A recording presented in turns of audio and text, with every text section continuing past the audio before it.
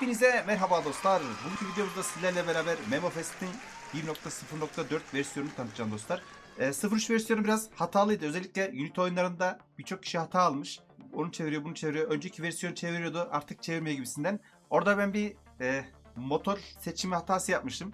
Daha doğrusu benim bilgisayarımda çalışıyordu da farklı oyunlardaki yapı değişik olduğu için motorunu seçemiyordu. O yüzden hata alıyor olabilirsiniz. Birçok işte çevirdikten sonra oyunu açamadım. Tekrardan sildim, şunu yaptım, bunu yaptım, düzeltemedim gibisinden hatalar olmuş. Bunların hepsini düzelttim abi. Artık şıkır şıkır tıkır çalışıyor. Şuradaki oyunların hepsi de siz yorumlara yazdığınız için şunu çevirmeye diye onların üzerinde çalıştım ben. Hem o oyun ve oyuna benzer yapılar neyse işte Unity sürümü olsun, Unreal sürümü olsun gibisinden onları düzeltmeye çalıştım dostlar. Lafı daha fazla uzatmadan siz videoyu beğenirken ben de hemen programımızı tanıtmaya geçeyim. Şimdi abi öncelikle şunu baştan belirteyim. Birçok kişi videoyu izlemeden direkt olarak yazılımı indirip kullanmaya çalışıyor. Ben videoda veya canlı yayınlarda veya diğer videoların hepsinde neredeyse Vermin Smith'i bizim MemoFest programı çevirmiyor diye belki de 100 kere söylemişimdir ama yorumlar kısmına ısrarla ve de inatla VVM'yi çevirmiyor reis. Niye çevirmiyor? 5 saat bekledim, 3 saat bekledim gibi yazıyorsunuz. Abi VVM'yi çevirmiyor. Burada gösteriyor ama çevirmiyor. Şimdi yazılımımızı açtığımızda bizi böyle bir ekran karşılıyor. Zaten bildiğiniz ekran. Buradaki oyunların birçoğu istediğiniz oyunlardı. Mesela ne diyelim abi? Şuradan Float sisteme geldim. İlk özelliğini anlatıyorum buradan. Türkçe'ye çevir dedim. Şimdi Unity oyunlarında bir tam çeviri vardı. Bir de anlık çeviri vardı. Tam çeviri kısmı sizin kafanızı karıştırmış olabilir. Birçok kişi onu yapamadım diye yazmıştı. Ben tam çeviri kısmını tamamen kaldırdım. Neden derseniz o sadece belki de %1 belki de %2'lik bir oyunda JSON muydu? Yok, CVS dosyası oluyor. Direkt onu çeviriyordu. Ama neredeyse %1'lik %2'lik bir oyun kitlesinde. Ayrıca Unity'nin asetlerini açamadığım için elindeki mevcut kütüphanelerle o kısmı kafa karıştırıyordu. O kısmı tamamen kaldırdım abi. Şimdi burada böyle bir ekran karşılıyor bizi. Flat sisteme geldik. Buraya ben bir temizleme butonu koydum. Eğer ki oyun açılmıyorsa ki artık açılır da ola ki yamayı yaptınız açılmadı. Yani Türkçe'ye çevirmeye çalıştınız açılmadı. Buradan temizle dediğinizde uyguladığı tüm işlemleri kaldırıyor. Oraya çünkü oyunun yerine birkaç tane dosya koyuyor, dosya kuruyor. Temizle dediğinizde oyunu eski haline getiriyor abi. İngilizce haline getiriyor. Şuradan temizliğe bastığınızda bak temizle dedim. Diyor ki dosya temizle şunları silecek. Eğer ki kayıt defterinden de sil diyorsan sildik. Mesela ben de şu anda temizmiş zaten. Sıfır temizledim dedi. Onun dışında turbo kısmı burada çalışmaz. Anlık çeviride çalışmaz. Ayarlar kısmı. Şimdi abi asıl olayımız bu. Buradan Türkçe dil desteğe getirme. Buradan Arial'i seçiyoruz. Şuradan Mac ekleri var ya. Onları kaldırı seçtim. Şurada da Türkçe karakteri. Mesela Ş harfini oyunda böyle değişik fontta görebilirsiniz veya zinlik görebilirsiniz. Onu şimdi oyun açtığımda göstereceğim zaten. Şimdi bunu da kaydettik. Buradan dedik ki abi reis sen bunu çevir dedik. Şimdi burada şöyle bir şey var abi. Şurayı da açayım.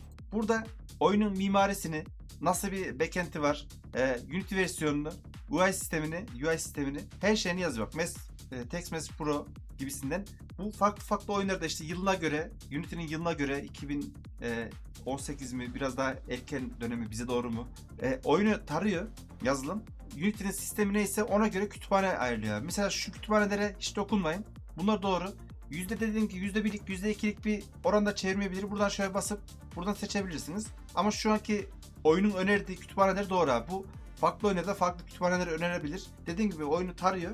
Unity sistemine, versiyonuna, şunda buna uygun bir şekilde kütüphane ayarlıyor size. Şunlara hiç dokunmayın abi. Sonrasında otomatik kur ve başlat butonuna tıkladığınızda zaten şurada üstte yazıyor. %100 uyumluluk diye. %90 olur, %80 olur. Burada diyor ki anlık çeviri modu seçildi. Bu işlem arka planda çeviri araçlarını kullanacaktır. Kurulum tamamlanana kadar yani bir dakika bile sürmüyor da ben burada birkaç dakika olarak yazdım. Oyuna girmeyin diye bekledim. Zaten oyun kendi açılacak abi. Bu ilk kurulumda bir dakika yakın sizi bekletiyor. Yani niye açılmadı oyun diye şey yapmayın. Tıkladım. Tamam şu anda sisteme attı abi. Şu anda oyuna gireceğiz. Fuat sen miydi? Oyuna tıkladım. Mesela şurada Steam panelimi açıldı. Şu anda kuruyor. Biraz bekleyeceksiniz burada. Tamam kurdu bitirdi. Keşke önce oyunu göster İngilizcesini de. Bak çevirmeye başladı. Bunu okey dedik. Çevirme notları diyor. Ayarlara girdim. İngilizce gördüğünüz gibi yavaş yavaş çeviriyor bak. Çeviriyor. Yani bir önceki versiyonda bunu çevirmiyordu. Bir arkadaş yazmıştı. Önerdiği için de teşekkürler. Yani bu oyunu çevirmeye diye. Bu oyun özelinde ben kütüphaneleri bütünleştirerek yani hangi Unity'ye uygun hangi kütüphane var diyerekten gene de hitap eden bir ayar sistemi yarattım. Tamam burayı çevirdim. Mesela bak çeviriyor. Yeni oyun şudur budur. Yeni oyun dedik.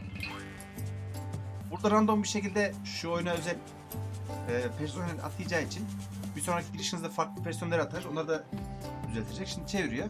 Her oyuna girdiğinizde bunları çevirmeyecek. Bir kere çevirdik. Geriye kalan da girdiğinizde tekrardan düzeltmiş olduk abi. Tamam, mürettebatı onayladık. Bak çeviriyor. Mesela ne diyelim? Hata bilir. Bak şimdi. Çıkış yapmak dedi ya. Bu Mac'lerin makları nasıl düzelteceğiz diye soracak olursanız abi. Bunu evet dedim. Çıkış dedim. Şimdi onda farklı bir oyunda yapayım. Şu Water Park Simülatörü diye ya. Onda yapalım abi. Geldim. Buradan buraya geldim abi yine. Şuradan Water Park Simülatör'e geldim. Türkçe'ye çevir dedim. Tamam. 4 tane öğe temizledim dedim. Demin hata verdi. Niye verdi anlamadım da. Buradan yine sürümlü gösteriyor. Buraya ayarladık yani. Kur dedim. Aynı uyarıyı verdi. Burada kurmaya başladı. Kapat. Simülatörü açtım abi. Yine de dedim girişte şey yapıyor. Burada Mac'lerin makları çünkü burada daha fazla şey var. Bir de yaz hatası bu oyunda çok daha fazla, yani Türkçe karakter hatası daha fazla. Onu bu oyun üzerinde gösterecek. Tamam, bunu çevirmeye başladı. Bak çıkış yapmak dedim. Mesela meme. Yaratmak. Bak bunları aklınızda bulundurun. Tamam, yavaş yavaş çeviriyor. Şuradan buraları çevirmiş.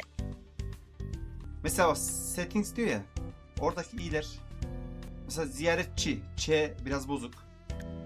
Geri dedim.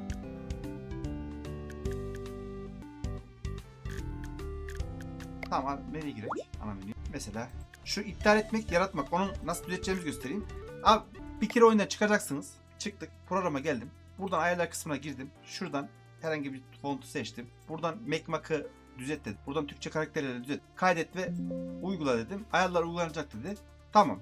Oyunun kapalı olması lazım. Çünkü oyun açıkken bunun uygulayacağı dosyaları kendi yani kucağına alıyor gibi düşünün. Kendi içine alıyor yani. O yüzden dışarıdan yapacağınız bir müdahale onun içinde olduğu için olmuyor. Yani RAM'i alıyor. RAM'de düzeltemiyorsunuz. Oyun kapattıktan sonra serbest bırakıyor ya. Oradan düzelteceğiz şimdi. Tekrardan geldim.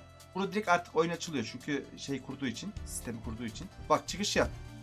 Mesela yarat, iptal et. Yaratmak, iptal etmek yazıyordu. Girdim. Masa üstüne çek. Sadece i'ler düzelmemiş. Bunlar büyük harf olduğu için büyük ihtimalle. Aynen. Ben nasıl bir oyun bilmiyorum bu da. Yani şey çeviriyor. Gelenin kafasına çekişle vuracağız herhalde burada. Neyse. Yani sonuçta çeviriyor abi. Onu da gösterdim. Sonrasında tekrardan yazılımımıza geldik abi. Burada oyunları taradikten sonra bir sonraki yaptığım özellik de buydu. Her oyundan ikişer tane gösteriyordu. Artık göstermiyor abi. Sadece her oyundan bir tane gösteriyor şu anda. Eğer ki olur da sizin seçtiğiniz oyun burada çıkmazsa abi, buradan manuel ekle kısmına tıkladığınızda işte oyun klasörünü tarayabilirsiniz. Oyun klasörünü tarayarak da işte Unity mi, Unreal mı, ona kendisi karar veriyor yazılım. Eğer ki direkt Unreal ise pak dosyasını seçip çevirttirmeye veya açtırmaya uğraşabilirsiniz. Veya Unity ise açtırmaya uğraşabilirsiniz ama bu çalışmayabilir. Çünkü her aseti açamıyorum. Açamadım yani. Onun dışında da bir tane de şey göstereyim. Unreal oyununu nasıl çevirdiğini göstereyim. Mesela Game of Thrones'u gireyim şöyle. Game of Thrones'a tıkladığımızda şimdi versiyon tipini ayarladı. Bunu ISK'de kırabiliyor abi. ISK'yi kırdıktan sonra şu anda pak dosyasını açtı.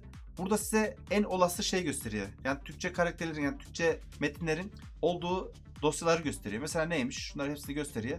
Burada en üstteki yeşil varsa en olası odur. Onu deneyin. Eğer ki bunu çevirmişse şunu deneyin. Yani önceki versiyonlarda sadece bir tane dosyayı buluyordu. Kendi çevirmeye uğraşıyordu.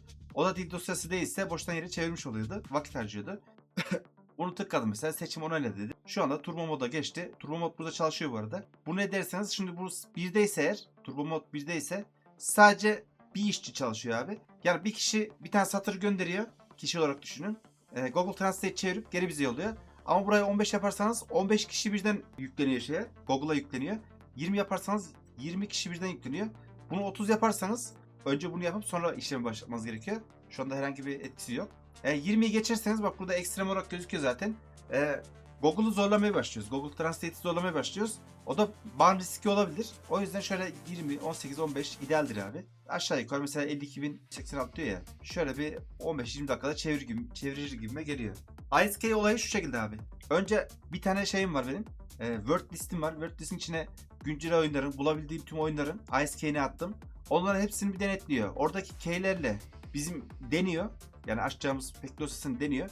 Eğer ki o keylerden biri tutarsa direkt çat diye açıyor. Tutmazsa bir sonraki aşamada Excel'in içinden o key'i aramaya başlıyor. Mesela Game of Thrones'u o şekilde kırdı. Yazılım kendi kırıyor. Oradan bulursa direkt o key bulundu diye direkt pack dosyasına uyguluyor. Oradan kırıp az önceki gösterdiğim pencereyi açıyor. İşte en olası dosyası neyse oradan onu açıyor. Onun dışında eklediğim bir özellik de şu abi. Güncelleme kısmına geldiğimizde. Şimdi burada eğer ki versiyon numarası yazıyorsa bu direkt yazılımla alakalı bir güncellemedir. Ben buraya şey de ekleyeceğim. Mesela burada çıkan güncelleme penceresi açılır sizde. Eğer ki ben güncelleme attıysam. Mesela örnek veriyorum. Tronos Liberty oyuna yama yüklenmiştir diye.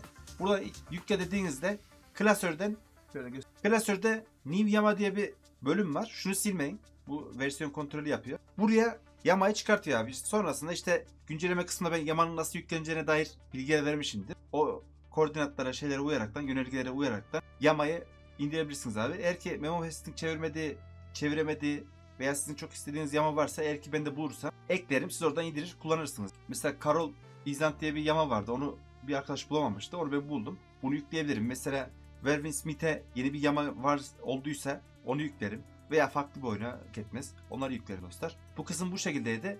Orijinal çeviri kısmında bir arkadaş şey istemişti. Anlık altyazıları da çevirsin abi demişti. Mesela şöyle yeşil nokta geldiyse güncelleme vardı. Veya pencere. Şimdi buraya şöyle bir özellik ekledim abi. Mesela direkt bir alana çevirmek istiyorsanız şurada CTRL P'ymiş. CTRL P'ye bastım. Bir pencere açıldı. Mesela biz neyi çevirelim buradan?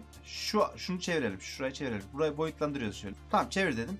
OCR ekran çevirisi. Ekranda seçtiğiniz alan anik olarak çevirin. Oyun igi metinler igin idealdir. Bunu durdurmak için CTRL L yapıyorsunuz. Ses var ya. Şuradaki bunu kapattım şöyle. Buradan işte Translate chain'i seçebilirsiniz. DeepL API gerekir. En iyisi Google ya. Google'layacağız size. Şimdi şuradan anlık dublajı kapatırsanız az önceki gösterdiğim ses çıkmaz. Make filmi kapatırsanız Make eklemez. Dublajı ekledim abi. Mesela dublaj ne işe yarıyor dersiniz. Oyunlardaki altyazıda şöyle açtım tekrardan pencereyi. Altyazı kısmına bunu getirip tam çalışmıyor. Altyazı çok hızlı geçtiği için şuradan kadın mı erkek mi onu seçebilirsiniz. Ekranda seçtiğiniz alan A. Flotsam. Flotsam. B. Tlot et tsam. Flotsam B. Tlot et tsam. Yetiştiremediği için ses şey yapıyor.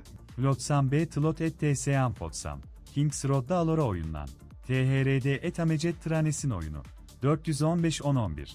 Me of Thrones, Paslar. Mesela Hayatta kalma tiyeni tıla.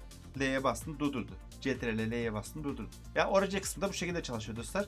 Dediğim gibi şunları tipleri kaldırırsanız ses olmuyor. Sadece pencereyi açıp CTRL O'ya basıp anlık olarak çeviriyor sürekli şekilde. Alttaki yazıları değiştikçe çeviriyor. Ekranı mesela pencere şu anda şeffaf ya. Başlat dediğimde siyahlaşıyor bak. Biraz daha siyahlaşıyor. Arka plandaki yazılarla öndekiler karışmasın diye siyahlaşıyor. Durdur dediğimde tekrardan şeffaf hale getiriyor. Bu neden önemli? Mesela alttaki alt yazıları gördüğümüz için şuraya ayarlaması daha kolay oluyor. Bu da bu şekildeydi dostlar. Sistem hızlandırıcıyı zaten biliyorsunuz. Yedekleme merkezini biliyorsunuz. Güncelleme merkezine dediğim gibi o özelliği ekledim. Şunlar zaten hileyi biliyorsunuz. Bölüm geçmeyi de Gemini API gerekiyor. Flash API gerekiyor. Onu yaparsanız şuradan oyunu seçip oyunda geçemediğiniz bir bölüm varsa buraya yazıyorsunuz. İpucu ver diyorsunuz. Direkt olarak buradan ipucunu veriyor size. Buradan mesela kebap oyunu var ya. Kebap temizle dedim. Tamam temizledik. Buradan yine bize oyunun motoruna özel şeyleri önerdi. Tıkladım. Tamam kurda. Buradan oyuna giriyoruz. Bakalım. Arka planda dediğim gibi kurulumunu yapıyor. Tamam kurulumu bitti. Ya arka planda bir dakikaya yakın kurulum yapıyor. Steam'i açıp veya nereden indirdiyseniz orada görebilirsiniz. Çalışıyor gibisinden yazar. Ama bu ekranınızda gözükmüyor. Çevirmeye başladı. Ayarlara girdi. Gördüğünüz gibi çeviriyor yani. Dil İngilizce. Mesela güncel oyunlarda yani daha yeni çıkmış oyunlarda Türkçe karakter sorunu olmuyor çoğunda. Mesela çıkış yapmak dedi abi. Çıkışı yaptık. Yapalım ben şunu kapatalım. Çıkışı yaptım. Yazılıma geldim. Burada ayarlar kısmından tıkladım abi. Şunları tık. Kaydet ve uygula dedim. Kapattım. Tekrardan oyuna girdim. Bunu şöyle bir yarım saat falan oynayın. Genel menüler var ya. Mesela çıkış yapmak butonu bir saat sonra da oynasanız o yapmak olarak da oluyor ya. Yarım saat oynayın. Sonra bu Make işlemini yapın. Genel ayarlardaki ana menüdeki Mac'lerin hepsini kaldırıyor veya Türkçe karakterleri düzeltiyor. Bak çıkış yap. Direkt düzelt diye. Mesela grafik kısmına girdik. Hepsini düzeltiyor. Ana cilt. Kapattım. Mesela yamayı beğenmediniz diyelim. Onu da göstereyim abi. Buradan temizle dedik veya oyunu açılmadı. Yamayı kurdu ama açılmadı. Temizledim. Şimdi girdiğinde tekrar oyuna gireyim. Gördüğünüz gibi İngilizce abi. Eski haline döndürdü yani. Eğer ki oyunu bir kez çevirdiyse mesela neyi çevirmiştik? Platform'u çevirmiştik. Bunu çevirdiysek tekrardan çevirmeye çalıştığımızda bu oyun için zaten kurulum yapılmış. Siz oynadıkça çeviri kaldığı yerden devam edecek. Ya bunun için ekstradan bir daha çevirmeye kalkmıyor. Çünkü önceden bu hatayı vermiyordu. Direkt bir daha çevir dediğinde Mesela yarım saat oynadınız. Yarım saatlik çeviri yaptı. Sonra girdiniz bir daha çevirsin dediniz. Bir daha bastınız. Sıfırlayıp baştan çeviriyordu. Ben o hatayı düzeltmek için şunu yaptım. Eğer ki temizle dedikten sonra buna basarsanız tekrardan kurulum yapıp sıfırdan başlar. Göstereyim onu da. 4 dosya temizledim. Gördüğünüz gibi tekrardan kurmaya. Dostlar yazılımımız bu şekildeydi. Güncellemeyi bu şekilde yaptım ben. Elimden geldiğince düzeltmeye çalıştım. Bayağı da uğraştım yani. Sizden de bir beğeni alırım bu konuyla alakalı. Bakalım. Godot oyun motorunu eklemeye çalıştım. Brotaton'un şeyi var ya. Buradan aktarımda bir hata veriyor. Bunu düzeltirim ben de şöyle bir unutmayın diye. Godot oyun motoru. Bu farklı bir dosya yapısı var. Bunu yapmaya çalıştım. Yapamadım yani yetiştiremedim. Ona da bakacağım. Ya eklesem eklemesem bu da şeyde Godot'ta kaç tane oyun var ki? Öyle yani dostlar umarım videoyu beğenmiş ve değerli bulmuşsunuzdur. Beğendiğiniz takdirde beğenmeyi, hala kanalıma abone değilseniz abone olmayı, bildirim çanını açmayı ve video hakkındaki görüşlerinizi de yorum kısmına yazmayı ihmal etmeyiniz. Bir sonraki bölümlerde görüşmek üzere. Kendinize iyi bakın. Hoşçakalın.